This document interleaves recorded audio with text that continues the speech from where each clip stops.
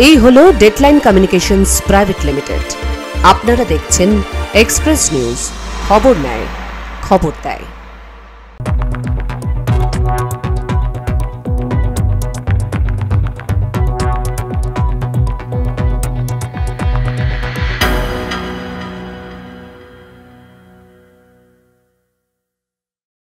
Express Bangla brought to you by Shri Ramakrishna Institute of medical science. নমস্কার, express নিউজে আপনাদের সবাইকে স্বাগত। আমি অনুশ্রী। শুরু করছি আজকের এক্সপ্রেস বাংলা।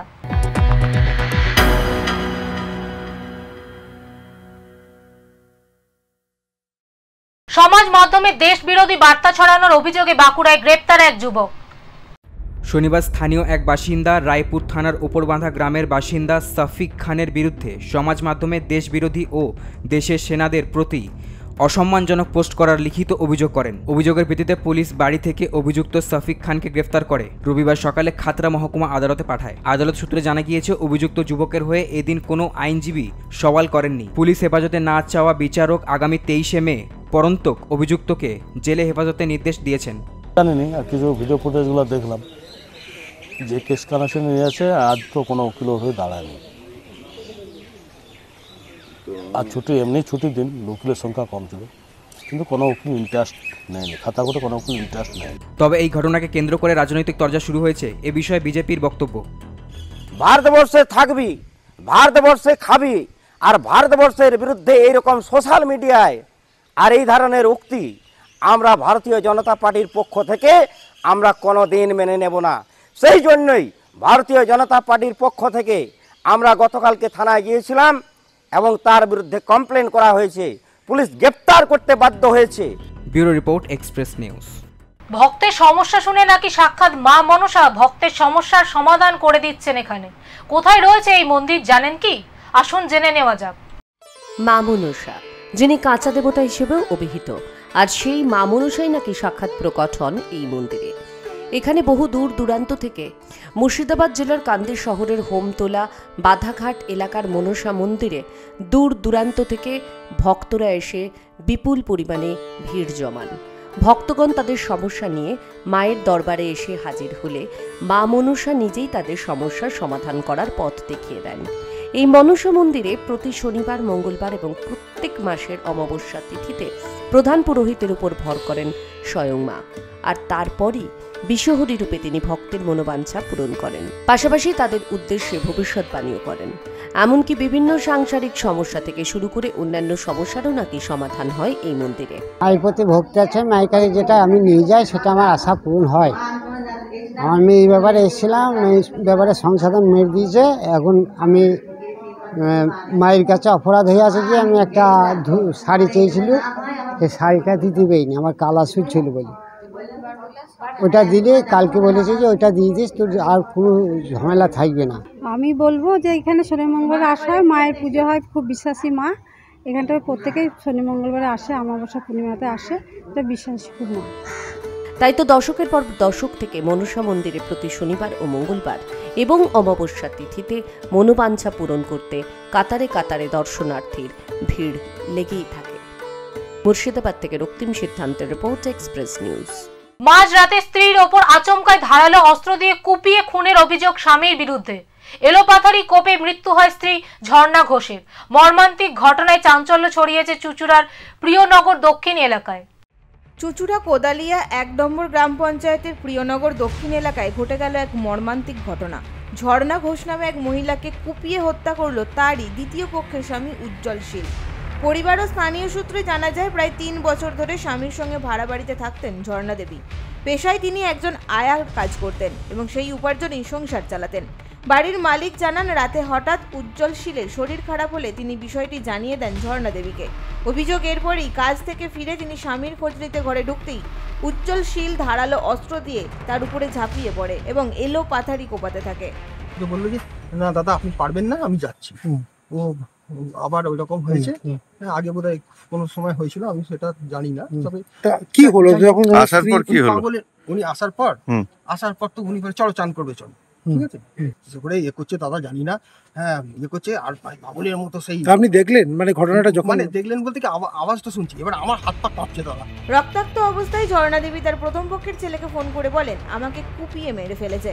এরপরই পরিবারের সদস্যরা ছুটে এসে ঘটনাস্থলে ভয়াবহ দৃশ্য দেখতে পান। সঙ্গে সঙ্গে পুলিশে খবর দেওয়া হয়। চুচুড়া থানার পুলিশ দ্রুত ঘটনাস্থলে পৌঁছে ঝর্ণা দেবীকে উদ্ধার করে স্থানীয় ইমামবাড়া সদর হাসপাতালে নিয়ে গেলে চিকিৎসকরা তাকে মৃত বলে ঘোষণা করেন।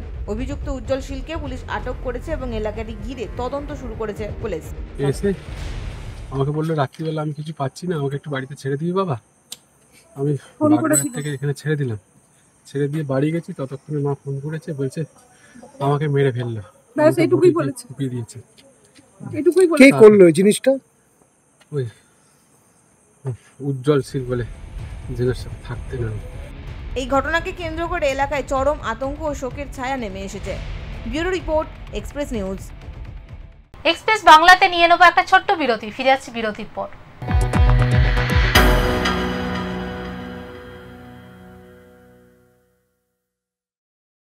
Sri Ramakrishna Institute of Medical Sciences and Shanuka Hospital, দেশের প্রথম institute, excellence in health education and affordable health care, উন্নতমানের চিকিৎসা শিক্ষা প্রদানের স্বনামধন্য প্রতিষ্ঠান, জাতীয় চিকিৎসা কমিশন দ্বারা স্বীকৃত এই medical college, a complete cancer hospital and research centre,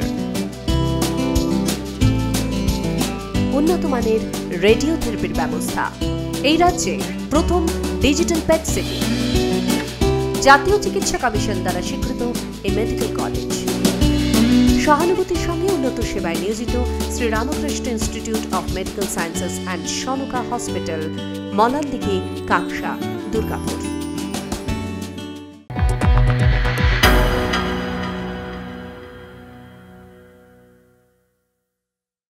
ফিরে এলাম বিরতির পর। আপনারা দেখছেন এক্সপ্রেস বাংলা।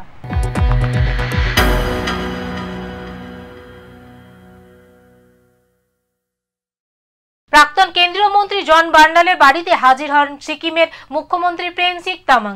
এদিন সিকিমের মুখ্যমন্ত্রী যান বানারহাটের লক্ষ্মীপাড়া চা বাগানের বার্নালের বাড়িতে। আচমকাই জন বার্লার বাড়িতে প্রেম সিং তামাং। এদিন তিনি শ্রদ্ধা জানিয়েছেন জন বার্লার প্রয়াত স্ত্রীকে। মুখ্যমন্ত্রীর সঙ্গে ছিলেন দার্জিলিং এর সাংসদ রাজু বিষ্টা সহ আরো অনেকে। উল্লেখ্য, গত 23শে এপ্রিল প্রাক্তন কেন্দ্রীয় মন্ত্রী জন বার্লার স্ত্রী মহিমা বার্লা প্রয়াত হয়েছেন, আর যে কারণে রবিবার তার আত্মার শান্তি কামনায় প্রার্থনা সভার আয়োজন করা হয়। সেই প্রার্থনা সভায় যোগ দিতে এবং প্রাক্তন কেন্দ্রীয় মন্ত্রী জন বার্লাকে সমবেদনা জানাতেই বানারহাটের লক্ষ্মীপাড়া চা বাগানে প্রাক্তন কেন্দ্রীয় মন্ত্রী বাসভবনে হাজির হয়েছিলেন সিকিমের মুখ্যমন্ত্রী প্রেম সিং তামাং। দার্জিলিং এর সাংসদ রাজু বিস্তা, নাগরাকাটার বিধায়ক পুনা ভেংরা সহ আরো অনেকেই ছিলেন তার সঙ্গে। বিজেপির সাথে দূরত্ব বজায় রাখলেও এদিন তার বাড়িতে হাজির হয়েছেন বিজেপি সাংসদ এবং বিধায়করা। জন বার্লার বাড়িতে বেশ কিছুক্ষণ চলে সকলের আলোচনা। যদিও এই সফর সম্পর্কে সাংবাদিকদের সামনে মুখ খোলেননি সিকিমের মুখ্যমন্ত্রী। मैंने जोनदा से हमेशा यही कहा है कि उनकी पत्नी की जो इच्छाएं थी उसकी पूर्ति करना, वो मुझे लगता है वो हम सबका दायित्व है। और मैंने उनसे ये भी निवेदन किया था, जो शायद ऑलरेडी जोनदा कर रहे हैं, क्योंकि उनको लंबे समय से किडनी की बीमारी थी, कोई संस्था बना करके जो किडनी से रिलेटेड जो बच्चे, जो परिवार के लोग हैं, उनकी जितनी सेवा हो सकती है उतनी उनकी आत्मा को शांति मिलेगी। প্রাক্তন কেন্দ্রীয় মন্ত্রী জন বার্লা জানিয়েছেন, সবাই আমার বন্ধুর মতো, সবাই সমবেদনা জানাতে এসেছিল। এই সময় এভাবে সবাই এলে মন ভালো লাগবে, মন শান্তি পায়। इस समय सारा क्षेत्र के भाई बंधु सब आएंगे और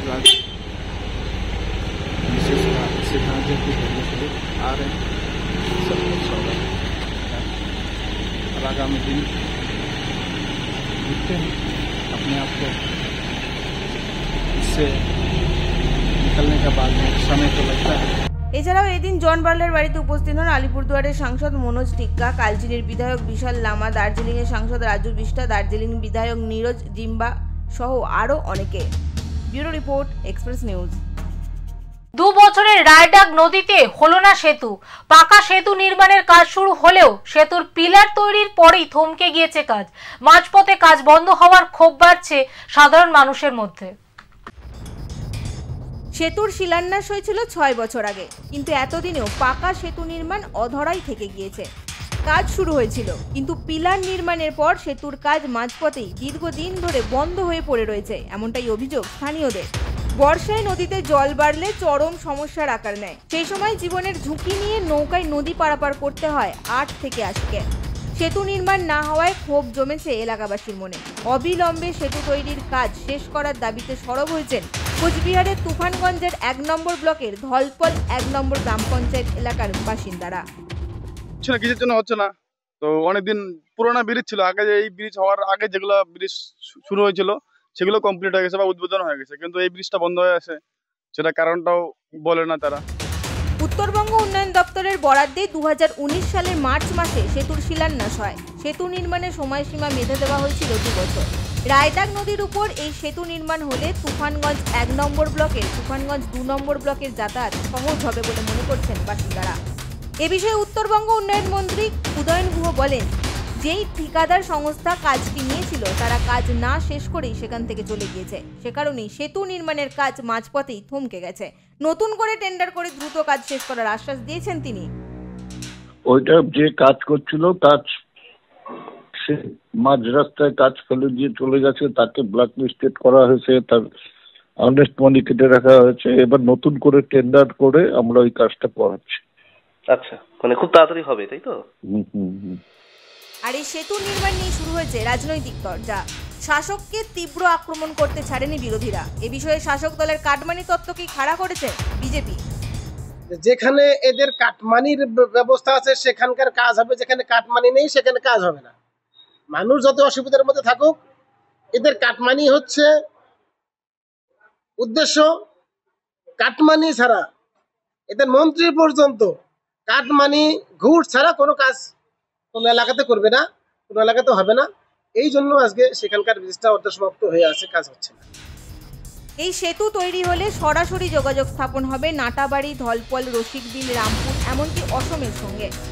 কাজে এই সেতুর গুরুত্ব অপরিসীম। এখন দেখার বিষয় কতদিনে প্রশাসন সঠিক পদক্ষেপ গ্রহণ করে। কোচবিহার থেকে দীপজয় বর্মনের রিপোর্ট, এক্সপ্রেস নিউজ। কালের বিবর্তনের সঙ্গে সঙ্গে রেল সিগন্যালে এসেছে পরিবর্তন।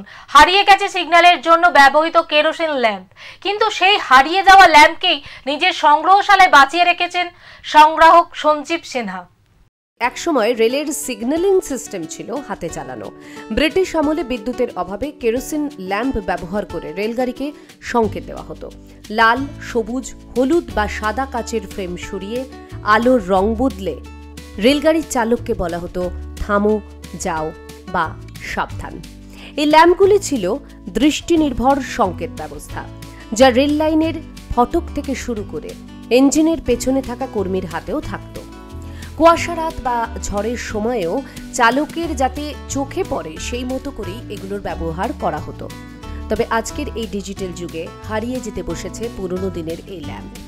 তবে সংগ্রাহক সঞ্জীব সিনহা এমন এক সংগ্রহশালা গড়ে তুলেছেন যেখানে ইতিহাস জীবন্ত। তার সংগ্রহে রয়েছে কেবল রেল ল্যাম্প নয়, 200 বছরের পুরনো ঘড়ি, 25টি দেশের মুদ্রা, ভারতের প্রাচীন currency, weight machine, gramophone, telephone ও এমনকি স্বাধীনতা পূর্বকালের সংবাদপত্র। আমার কাছে যেরকম টেলিফোন আছে পুরনো, প্রায় 100 বছরের উপরে টেলিফোন আছে, তারপর গ্রামোফোন আছে, রেডিও আছে, পিচকারি আছে, যে পিচকারি এখন হয়তো দেখা যায় না, যে মানে পিতলের পিচকারি, সেটা সেই পিচকারি দিয়ে আমার বাবারা খেলেছেন, আমার পিসিরা খেলেছেন, তারপরে আমার দাদা দিদিরা খেলেছেন, আমরা খেলেছি। লাস্ট আমার জেনারেশনের লাস্ট খেলেছে আমার ছেলেরা, তারাও কিন্তু এই পিচকারি ব্যবহার করেছে এবং এখনও ইনট্যাক্ট আছে আমার কাছে, এবং এখনও মানে সযত্নে আমি এটাকে রেখে দিয়েছি। আজকের ডিজিটাল যুগে এসব যেন হারিয়ে যাওয়া ইতিহাস। তবু সঞ্জীববাবুর সংগ্রহ আমাদের মনে করিয়ে দেয় প্রযুক্তিরও পথ চলা শুরু হয়েছিল খুবই সাধারণ হাতের কাজ থেকে। শিলিগুড়ি থেকে ঋত্বিক ভট্টাচার্যের report, express news. Express Bangla আজকের মতো এই পর্যন্তই। চোখ রাখুন এক্সপ্রেস নিউজের পর্দায়। এক্সপ্রেস নিউজ, খবর নেয়, খবর দেয়।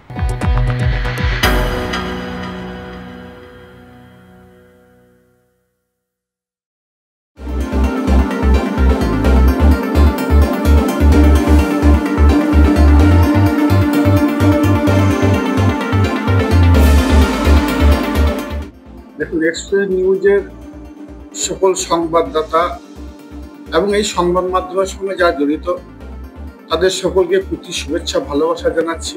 24 বছর তারা অতিক্রান্ত করলো, অর্থাৎ 10ই জুন 24 বছর অতিক্রান্ত করবে। এই চ্যানেলকে ফলো করুন, এই চ্যানেলকে অনুসরণ করুন এবং এই চ্যানেলের সংবাদগুলি সব সময়ের জন্য গ্রহণ করার চেষ্টা করুন।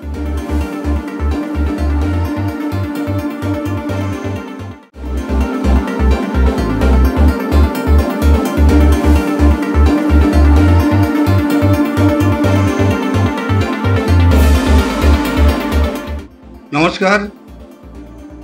এক্সপ্রেস নিউজের 24তম বর্ষপূর্তি উপলক্ষে আমি এক্সপ্রেস নিউজের সমস্ত কলাকুশলী যারা সাংবাদিক বন্ধুরা আছেন সবাইকে আমার আন্তরিক শুভেচ্ছা বার্তা থাকছে। যে কারণ হচ্ছে আমাদের এক্সপ্রেস নিউজ বিশেষ করে জঙ্গলমহল তথা আমাদের গ্রামাঞ্চল, প্রত্যন্ত গ্রামাঞ্চলের যে সমস্ত খবর সংগ্রহ করে জনসমক্ষে ওনারা হাইলাইট করছেন এবং প্রকাশ করছেন এবং জনগণের দুঃখ দুর্দশার কথা তুলে ধরছেন এবং উন্নয়ন, যেখানে উন্নয়ন হচ্ছে সেটা উন্নয়নের খবর ওনারা তুলে ধরছেন এবং যেখানে কিছু কিছু উন্নয়ন ঘাটতি রয়ে গেছে সেগুলোর খবর ওনারা কভার করে আমাদের প্রশাসনের নজরে আনছেন। এটা খুব ভালো উদ্যোগ।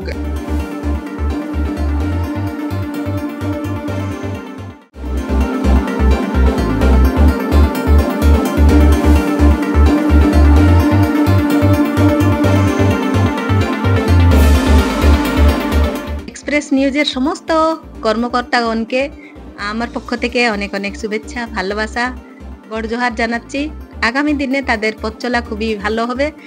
এই যে আমাদের 10ই জুন এই এক্সপ্রেস নিউজের 24 বর্ষ পূর্তি উপলক্ষে যে সমস্ত কাজ ওরা ডেভেলপমেন্টের কাজগুলো দেখাচ্ছেন, ওই জন্য আমি তাদেরকে অনেক অনেক ধন্যবাদ জানাচ্ছি। আগামী দিনে তারা খুব ভালোভাবে নিউজগুলো পরিবেশিত করবেন, ওইটার জন্য সকলকেই আমি শুভেচ্ছা ভালোবাসা জানাচ্ছি। সবাই ভালো থাকুন, সুস্থ থাকুন। জোহার, নমস্কার।